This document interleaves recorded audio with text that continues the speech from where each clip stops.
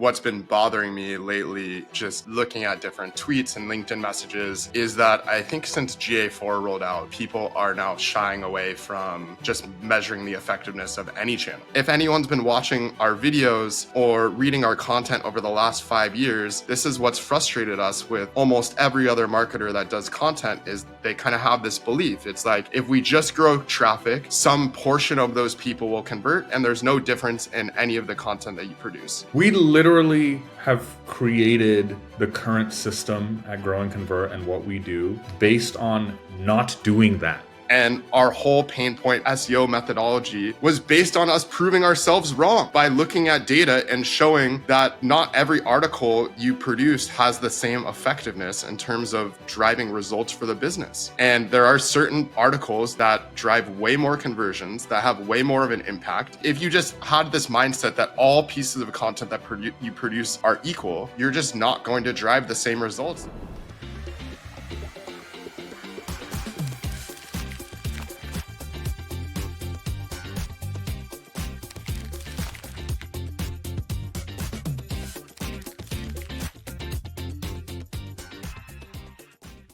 Okay, today, Benji, we're talking about my favorite topic of all time, attribution.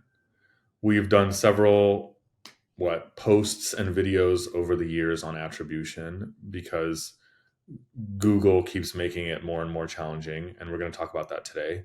Specifically, our methods. We're going to talk about a few things. One, some recent online chatter that Benji has run into about whether or not it's even useful to do attribution. Then we're going to talk about our methods of attribution. And by the way, if anyone has read or heard anything we've ever said, you know where we stand on whether it's useful to do attribution.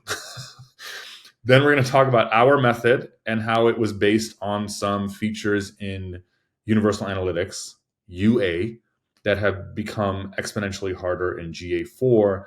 And we're going to sort of, debut or kind of show a very recent update of a method we've used to work around GA4's limitations, specifically by exporting the raw data from your GA4 account into a SQL database and querying it ourselves. We have Amethyst on here from our team, who is our resident Grow and Convert paid ads and analytics specialist. And she will be explaining how a lot of the details of this Google BigQuery SQL database exporting your GA4 data work. So a warning to anyone who's listening to this in audio only in the podcast form, the vast majority of our episodes are totally fine. It's mostly me and Benji just talking. And so the podcast episode lets you avoid having to look at our faces the entire time, which is a plus. But this one, we will be doing screen share to show some of this. So we have the exact same episodes on our YouTube channel, so you can go see the screen share there. But we should be able to explain it enough for you to kind of get the gist of it if you're listening while walking or driving or whatever. Let's start with the beginning. Is it useful to attribute leads, let's say, conversions, whatever, sales, to individual pieces of marketing content, individual URLs? Because Benji, you're telling me that you've been hearing increasingly online people sort of saying, oh, this is so hard, or GA4 is making it so hard, so let's just not do that. Yeah. So it's funny that we're doing this episode today because we had already planned this out, and I came across a LinkedIn message this morning, which I'll get to in a second. But I think generally what's been bothering me lately, just looking at different tweets and LinkedIn messages, is that I think since GA4 rolled out, people are now shying away from just measuring the effectiveness of any channel. Why? Because it's become hard. And I think people just generally shy away from things that are difficult. And instead of trying to solve the problem, they instead just resort to, let's just come up with another solution. And so I made this joke this morning on Twitter that says GA4 is difficult, so we're switching our attribution model to guessing what's working, and signed by marketers in 2024. But I think generally, if I just think about the last 10 years of marketing, we went from maybe 10 to 15 years of marketing. I think if you look at 20 2010 to 2015, we went from measure everything. And so there was a very big focus on attributing success down to every channel, ad group, piece of content, to now fast forward to the last few years. I think there's a popular narrative going around that that's not really helpful anymore. And that like it's really difficult to measure what's working, so you just shouldn't measure anything. That's just like the general sentiment right now. And I just don't believe that. It's like there's no perfect measure. Like you're never going to be able to attribute 100% of customers to any singular marketing activity. It's just not possible with the technology that's in place.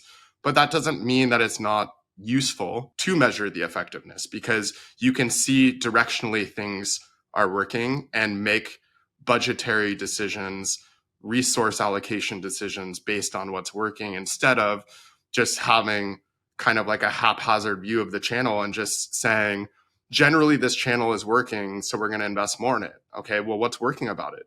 You may be investing in the things in the channel that are not working, and then all that wasted spend or additional resources you're allocated could be wasted and not have effectiveness. So here is that, going back to the LinkedIn post this morning, it says measuring the ROI of an individual piece of content is not only a huge waste of time, it's flat out not accurate. Here's what to do instead. When it comes to ROI, focus on measuring the ROI of the channel instead of the individual piece of content. You don't attribute the ROI of your results at the gym to that one set of bicep curls that you did 3 months ago. It makes no sense. But that's effectively what B2B marketers are trying to do with content. Instead, recognize that the impact is based on the accumulation of consistent high-quality activities executed over a sustained period of time. It's easy to see that it's more appropriate to attribute ROI of your bicep results to all the set of the bicep curls you've done in life instead of a single set. You can do this the same when measuring the success of content. Measure the ROI based on the channel or activity. And I just flat out completely disagree with almost everything written in this post, because essentially you're saying there's no difference in conversion rate or effectiveness of one piece of content to the next. It's the accumulation of every single piece of content that you've produced. And I think if anyone's been watching our videos or reading our content over the last 5 years, this is what's frustrated us with almost every other marketer that does content, is they kind of have this belief. It's like, if we just grow traffic, some portion of those people will convert, and there's no difference in any of the content that you produce. We literally have created the current system at Grow and Convert and what we do based on not doing that. And to be fair, we kind of had a similar belief coming into our agency, where we thought, okay, if we just produce stories and get traffic, I mean, obviously there's more nuance to it, but if we produce stories that are interesting to the right audience, get them in front of the right people, that it'll lead to conversions. And our whole Pain Point SEO methodology was based on us proving ourselves wrong by looking at data and showing that not every article you produce has the same effectiveness in terms of driving results for the business. And there are certain articles that drive way more conversions, that have way more of an impact. And if you were just to focus on, if you just had this mindset that all pieces of content that you produce are equal, you're just not going to drive the same results. If you had the data that showed that there's certain pieces of content that you can produce that convert like 5 to 10x to 100x higher than other pieces. Yeah. I mean, yes, you said what I was saying, but I was saying it unclearly. You're right. What I meant was, the current version of Grow and Convert, aka Pain Point SEO, came from us sitting down and being like, so which of these pieces is converting? And realize that it was like not even an 80-20 rule. It was like a 99-1 rule, it felt like. I don't know the exact number, but like a small number were driving it. So I have Pain Point SEO open because I always do, because that's all we ever show any client or lead, because we need to like teach people this over and over again. And so here we are. It almost feels like embarrassing that we have to go over these basics of Pain Point SEO again, because anyone who's been reading Grow and Convert would be like, yes, I know. But if that's someone's LinkedIn message, we'll just show it again. So this dude, whoever that is, first of all, I even disagree with his gym take, because for people like me that only do 1 or 2 bicep curls in a year, I can attribute 100% of my bicep growth to just those 1 or 2 curls. Okay. So first of all, excuse you. Second, in terms of content, this is Pain Point SEO. If you are listening to this or watching the channel and you have not read this, you need to read it, right? Just Google Pain Point SEO. Side note, we were not ranked in the featured snippet for a year one time many years ago, and it really upset us. But now we are at the top if you Google Pain Point SEO, because And we literally also with invented the it. bicep curl thing, I have biceps and I don't even go to the gym. So how do you say that? You should just reply to his LinkedIn message with that total Take a look at my biceps. Yeah. Excuse me, dude. Then how would I get this? I don't even do any curls. And so this screenshot is like what, 1, 2, 3 sentences in to this foundational piece. But I still think even the intro to this post, it's exactly like proving this point. If you actually, this is the value of measuring things on an article by article basis, is that people have this misconception that all of their blog is driving traffic and leads. And when you actually look in an analytics account, you realize that a majority of the conversions and traffic come from certain posts, and that a majority of your content isn't doing anything. So the flip side to his argument is, wouldn't you want to know what pieces of content are driving results so that you could do more of those? Yeah. I have more like weight loss analogies, but I'll save everyone from it. But you make a good point. Let's read these 3 sentences for people that are not watching the YouTube. This is the beginning of the post, and then I'll explain the screenshot, because the screenshot just single-handedly dismantles that entire argument. And like, we're not exaggerating, Benji and I, when we say basically the entire system of Pain Point SEO, this focus on bottom of funnel content, which we have noticed like a lot of people espouse now, came from this realization. Okay, the article. If you were to look inside your Google Analytics right now, chances are that a majority of the traffic on your blog posts come from 2 to 5 blog posts. This is so funny. You're so right, Benji, that this like literally the first sentence. This was written in 2018. Yeah, this is what frustrates me, is like people are still pushing the same narrative that like measuring content doesn't matter. Right. Yeah. And then we say, to confirm this, you can set up events in GA. We're going to talk the rest of the video kind of about that. And then the last thing says is, what's interesting though is that often the posts with the highest volume of traffic don't have the highest volume of conversions, which is the misconception that you're saying.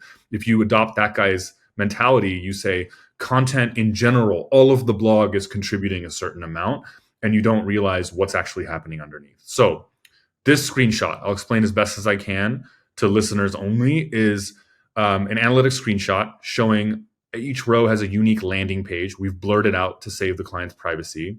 It has like a traffic measure, users in the first column, and many columns to the right. It has a conversion metric, new user signups. This is a SaaS client. And the key numbers are, there are 3 posts that are boxed that we argue in the article are Pain Point SEO or bottom of funnel. And they have, in this date range, collected 40, 30, and 50 conversions roughly each.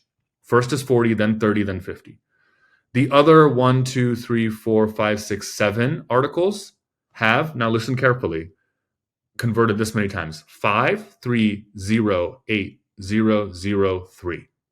So if you were to do what that guy is saying and add this up, 40 plus 30 is 70, plus 50 is 120, and then what, like 8, 3, and 5, maybe add another 20, is 140 new user signups. You would rightfully say our blog content, and this isn't all of it, but let's just, pretend this is all of it, has produced 140 signups. It's working. You're right. But if you didn't measure it on an article by article basis, you would lose out on the critical realization or fact that 120 out of the 140 is being driven by 3 articles. This screenshot created Pain Point SEO. It created our bottom of funnel method, because it made us ask the very obvious question that any human, any marketer with any critical thinking would ask when they see this analytics. Say, oh my God, how do we do more of the 40, 30, and 50? Because the 308003 articles here, they're not doing anything or barely anything. And something we show this screenshot to almost every lead when we have a sales conversation. And something that I always say is, this is not one of those things you hear in marketing like, we did this and it provided a 20% lift. It's not a 50% lift. It's not a 100% lift. 100% lift on 3 is 6. This bottom article got 50 conversions, not 6. It's like on versus off, basically. It's dramatic. 10x, more than 10x. 10x of 3 is 30. And so this is what you miss out on. This is why it's important to measure at a single level. Side note, because we have Amethyst on this call, and what a huge part of her day job is paid ads, this is an aside, we've noticed the same thing on paid ads. Is people be like, just talk about it as like an ad channel. Google Ads is doing this. And when we've gotten into the accounts, you realize you're actually wasting a bunch of your spend on random nonsense broad match keywords that are just showing ads ultimately for search terms that make no sense. And if you don't go into the details and look at it, you just don't even realize it, that you're wasting thousands of dollars a month on this. And so you can just increase your ROAS instantly by just filtering down to the things that are actually working. This is the SEO and content equivalent of it. So it's just absolutely not true. Like, no matter how much of this random post in the middle here that got 0 conversions, no matter how many of these you produce, it's just not doing anything. You don't need to spend time doing this. Yeah. I also think how insane this argument would be if it was applied to paid search. Like, imagine a marketer saying, you know what? We're actually not going to look at a keyword by keyword or ad group by ad group basis on what's converting. We're just going to say paid ads is working, and not remove spend from the keywords that are not converting, not optimize the account at all. I feel like people only make this argument when it comes to content. And it's just mind blowing. You would never say this with paid ad, because every dollar you spend, you need to get a return on. And people have this misconception about content that it doesn't work the same way. If you're spending money and resources on producing a piece of content, don't you want some sort of return on it? I mean, it might not have 100% hit rate in terms of driving a conversion, but wouldn't you want to give your best guess as to what's going to drive revenue for the company, instead of just this kind of shotgun approach of, let's produce 100 different articles like what's done here. So let's produce, in this case, 10 different articles and then only 3 convert. Wouldn't you want to have a higher hit rate and say, if I'm going to invest in 10 new articles, wouldn't I want to know that 8 or 9 or 10 of them actually have conversion potential, instead of just producing those 10 and hoping that one actually drives conversion? That's what doesn't make sense about this whole thinking around content and not measuring things. No, there's a reason. It's the reason that you and I have talked about for a long time, and maybe not on this show, so it's good to bring it up now, is this has been proselytized by kind of some big figures in content marketing, like the HubSpots of the world, who have basically taught everyone that this is the way you do content, and this is the purpose of content, is that this is some top of the funnel thing. And I'll scroll down to the marketing funnel diagram that we've used, again, for many years, is they teach, because their software kind of is built around doing that to some extent, that you're supposed to use content not to sell. It's we see that. It's writers we try to hire, or just other content marketers and other in companies or teams we try to work with. Sometimes are oh, we don't want to sell, and we don't want to be too salesy, right? And so they've been taught, there's this culture that has been built in the content marketing and SEO space, that it's meant to just get general awareness and add value. And it's educational. People always say that it's educational content.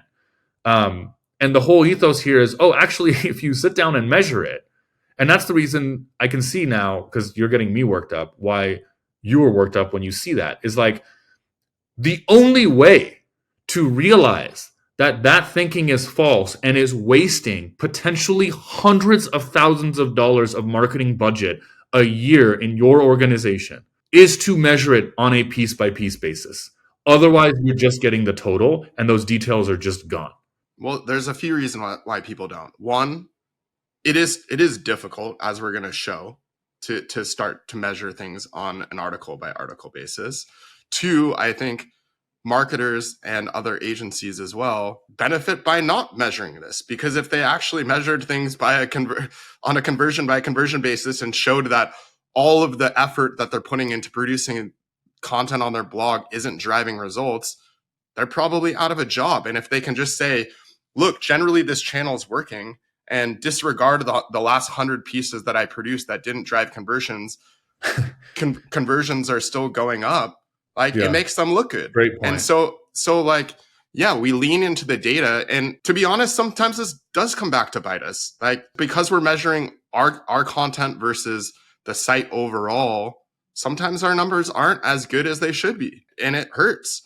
And we lose clients because of it sometimes. But I think leaning into this data and being able to prove that certain pieces of content that you've produced are driving ROI, one, helps dictate your content strategy going forward, because you should be able to figure out what topics and keywords you should produce more of.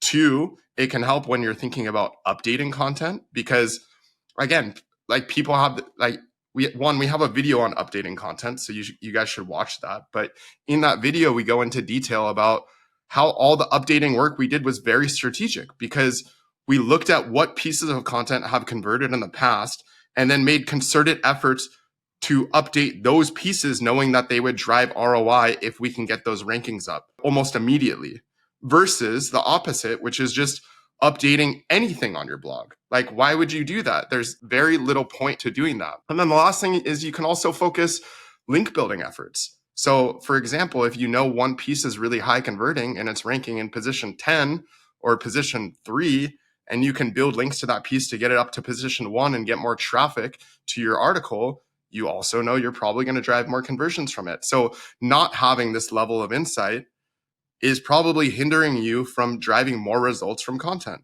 That's actually a great point that I had overlooked. It is not in the interest. There's that famous Upton Sinclair, I hope I don't misattribute it, quote from that famous book that says, it's hard to convince a man to believe something if his livelihood or job depends on him believing the opposite, right? And so it's in the interest of marketers and content marketers to not measure this if the majority of the pieces they're producing don't convert. Literally, their livelihood is based on that. Moving forward, and by the way, one thing that we're not going to get into beyond me kind of saying this is that you can read these articles and a bunch of articles we've written all over the site and watched our other videos. We're talking about quantitatively realizing that a few articles or content pieces are producing the majority of results. What that unlocks is the qualitative understanding of why and what is common between them. That's what's built Pain Point SEO. What we realize is there is a commonality, that those few pieces that are bringing them conversions every single time we're ranking for keywords that we have over the years referred to as our bottom of the funnel, but basically it's keywords that have buying intent, that you can tell that when someone Googles it, they want to buy that product. That qualitative understanding then transforms your strategy, because obviously the next thing anyone would do is say, oh my God, like, let's do this. And then in Pain Point SEO, and you can read it, we then have like bucketed this into 3 other types of subcategories of category keywords, comparison keywords, jobs to be done keywords. We can record a bunch of videos in addition about those kind of things later, right? And then you can look at different articles we have that show. I want you to pull up one more article, because I really think it'll drive this point home, just in terms of conversion rates. So that's exactly what I was saying. This is the article I was about to say, like, we can look it up, but I forgot what the title or the URL was, so I was just going to avoid it, but you actually just sent it to me. Yeah. Go ahead. We're probably going to say the same thing. Well, I just think it's important because, again, you can see that different frameworks and different types of content have different conversion rates. And so the whole point of... Let's explain the backstory. Sure. This article was based on a study that me and Meg Riley on our team did a while back, where we analyzed 95 articles across, I don't know, like a dozen plus clients that in total produced over 4,000 like product related conversions, meaning like free trials, demos, whatever, and over 100,000 sessions. It's like a decent amount of data. And we looked at the conversion rate patterns of different articles based on what types of keyword they were ranking for. We don't have time to go into in this video what main category keywords are versus side category versus layer of specificity, comparison alternative jobs to be done. But the point is, like, we were able to go in and be like, what are the relative conversion rates of these? And for people listening, I'm showing a bar graph of those conversion rates of those kind of subcategories, and they're ranging between like 2, 5, and over 7%. But then there's tons of deeper analysis inside this article where we look at patterns like within that. Like I'm showing a graph now of industry specific category keywords, and there's a couple that are, or one that's like converted at 15%. And there's all this really interesting patterns that you can suss out of this stuff of being like, why is this working? Yeah, and I would say the whole point of measuring on a conversion or on an article by article basis is so you can get this kind of data to dictate your strategy. The reason why we have a completely different strategy than almost every other agency, and the reason why we came up with Pain Point SEO and bottom of the funnel first, is because of this data.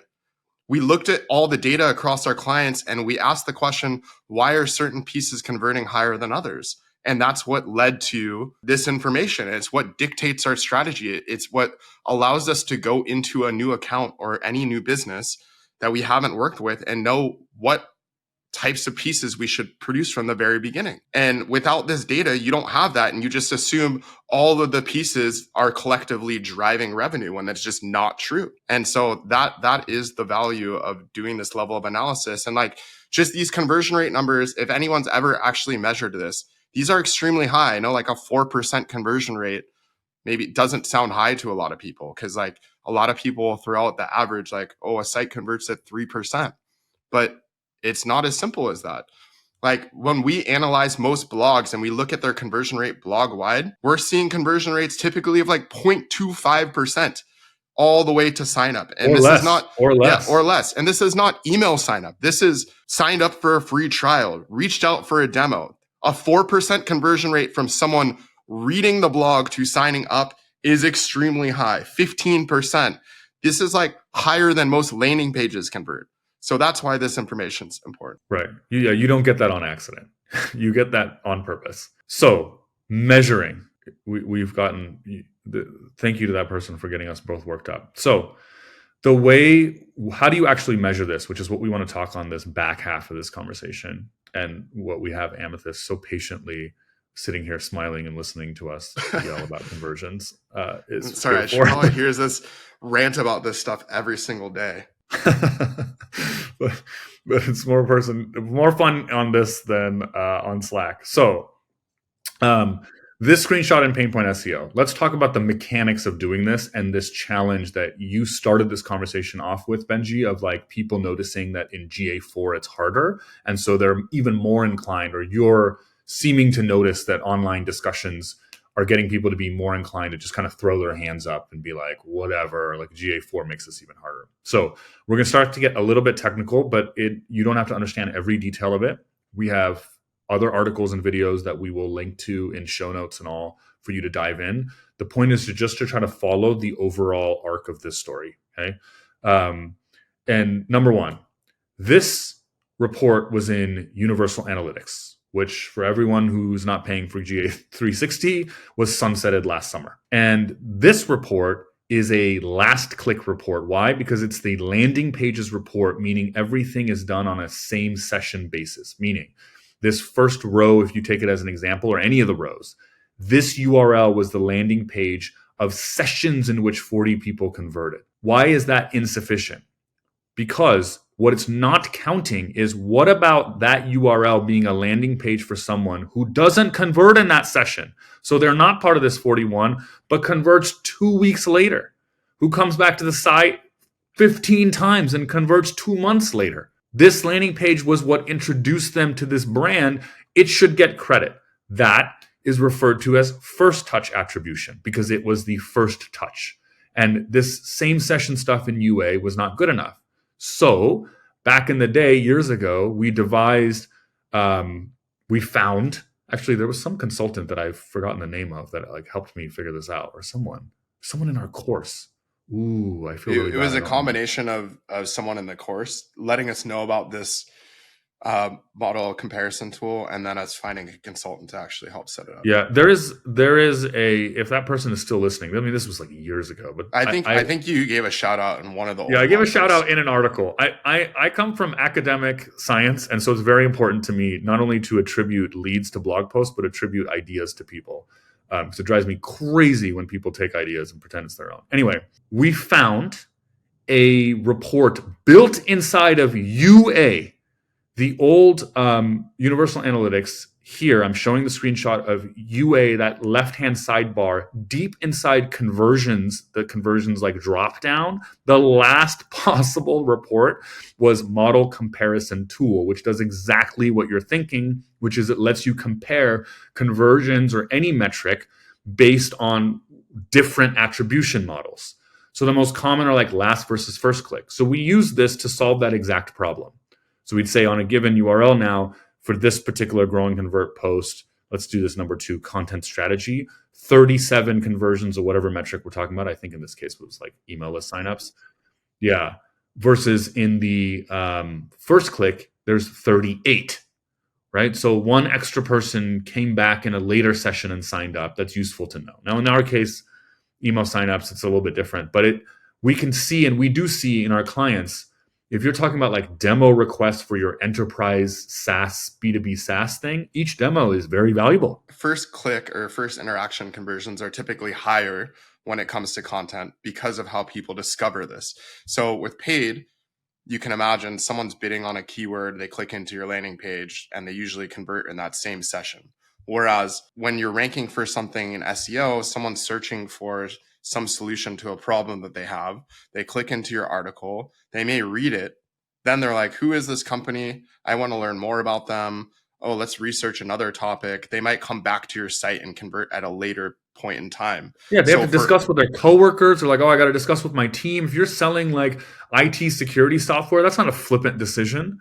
And so if you're ranking for like, pros and cons of blah, blah, blah technical IT security term, people Google that when they're in the market for something like that. They'll come back later. So we've seen things where it's like last click conversions 2, first click conversions 7.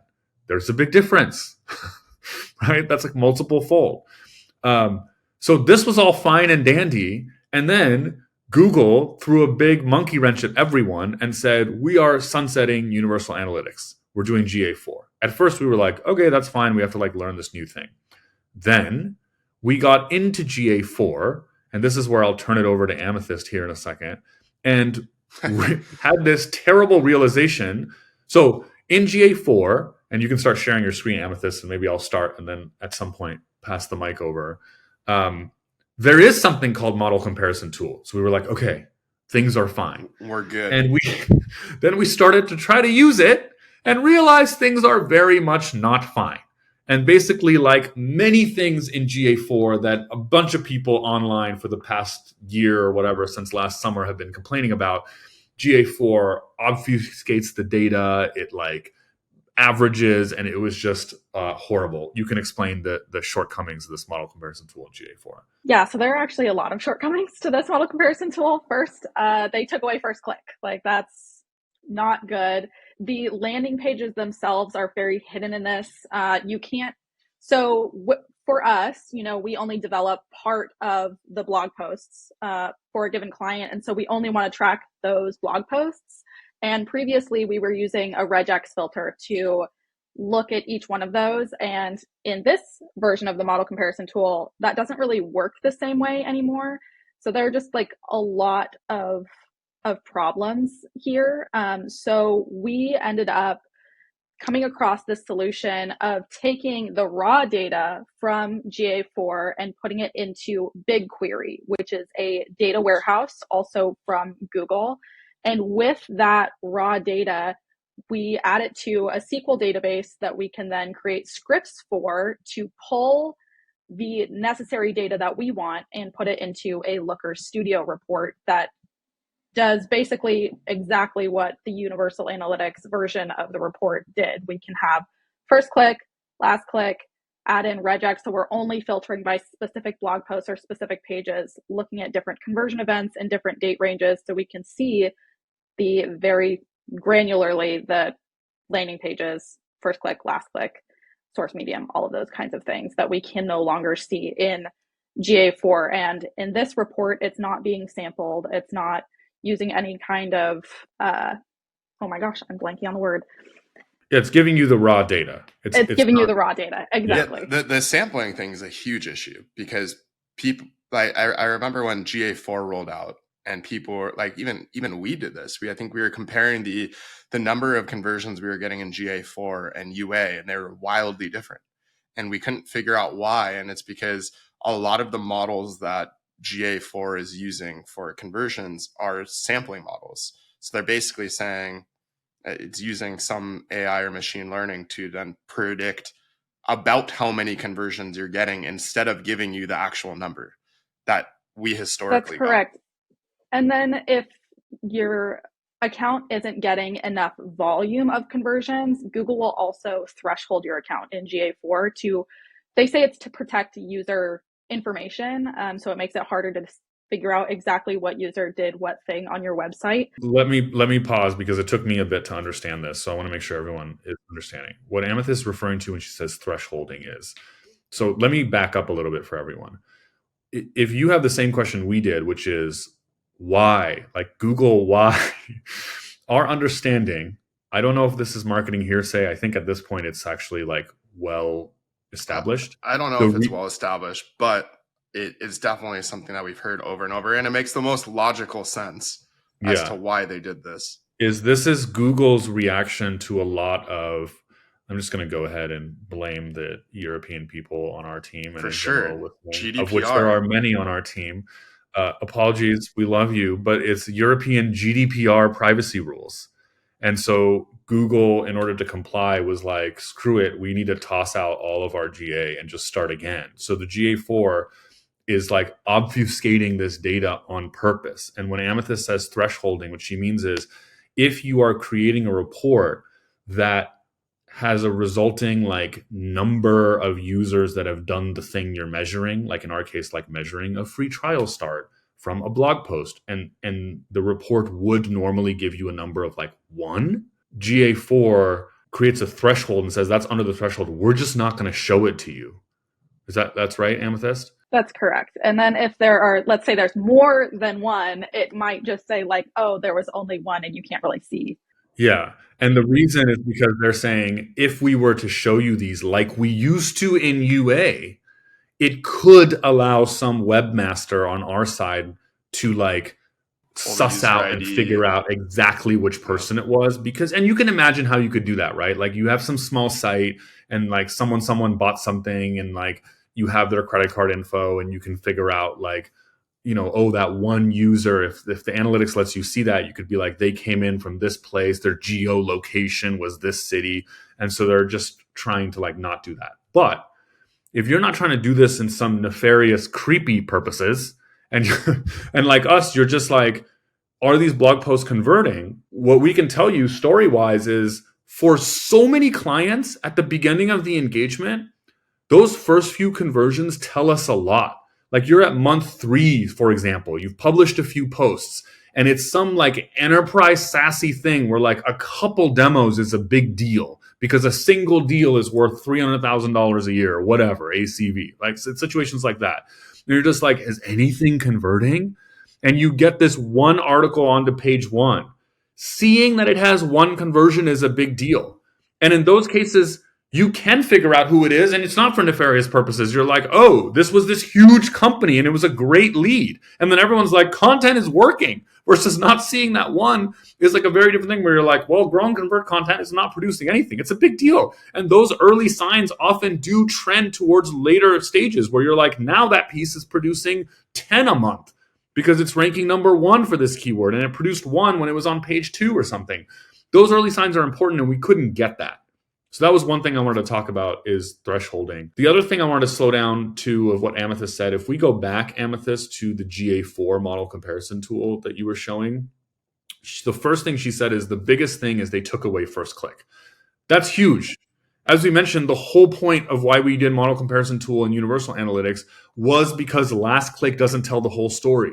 Content by definition is something people are reading when they're Googling stuff, right? SEO based content. And then often they need to come back later. Just a 30-minute gap of being idle and leaving your computer or doing something else in Slack or whatever and coming back, in GA's terminology, that's a new session. You wouldn't even see that it came from that same landing page, possibly, right? Much less closing your browser and coming back 3 weeks later after you've like discussed with your team or whatever. And you're like, okay, I want to request a demo. And so first click is important. Instead, for the people watching the screen share, you see data driven. Data driven is GA4 being like, this is our own model algorithm, just like assigning weighted averages of different touch points, like different amounts of a conversion, different fractions or percentage of a conversion, and just kind of like trust us, that this, and that's not useful. Like who cares about like data driven? And so what we had to do to recap what Amethyst said is, and by the way, she then humbly said what we figured out. It wasn't we, it was actually Amethyst. You like found this in some article or something, that there was this thing where you can export the raw GA4 data from any account into a SQL database. Google BigQuery is Google's database product. It is not free. Or it's like, anytime you do anything more than like one small thing, it's not free. And so we were like, let's do it. We hired a consultant / Amethyst did some coding, and we now import the client data into that database. And then I don't know why that was funny. That wasn't supposed to be a joke. Amethyst, you do some coding, and a little bit. And then it was funny because I was going to have her go through the code and explain what everything means. Yeah. Can you pull up the code and explain it line by line?